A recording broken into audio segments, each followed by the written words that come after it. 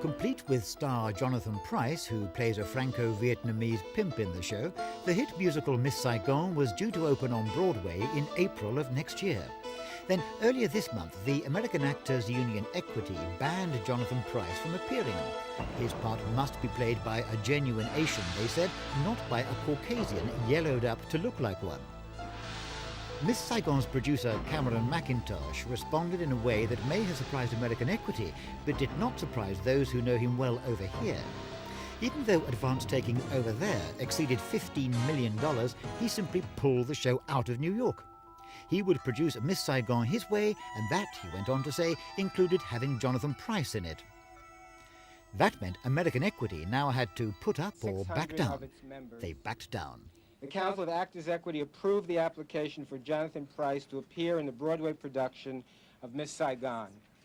This vote rescinds Council's previous decision of August 7, 1990. Today, Cameron McIntosh replied, saying that's not good enough. American Equity's new decision to allow the show to go on was based solely on their acceptance of Jonathan Pryce's star status, he said, and in the absence of a positive working environment and an understanding agreed to without reservation by all that artistic freedom of choice cannot be compromised, the production will not be rescheduled. And that means that at the moment it's still curtains for Miss Saigon on Broadway. Actors' Equity in America is a frivolous union. They've become frivolous because there's so little theatre produced on Broadway now that rather than being in the business of seriously trying to improve conditions for their members, they've become a bunch of posturing nincompoops, frankly. And American producers, New York producers, have to put up with it because that's where they make theatre, although very little theatre these days. And Cameron McIntosh doesn't have to put up with that. How's it all going to end?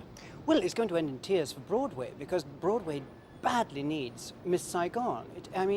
Broadway is in a dreadful financial fix at the moment. Cameron McIntosh is a multi-millionaire. He's the 67th richest man in this country. And 1 or 2 more millions to him doesn't matter a damn, but it certainly does to Broadway. Do you think it will end up with Miss Saigon going to Broadway and Cameron McIntosh having total victory?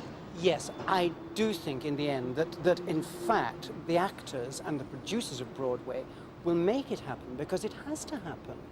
In the meantime, for those Americans who can, it might be better for them to see Miss Saigon whilst it's still running in London.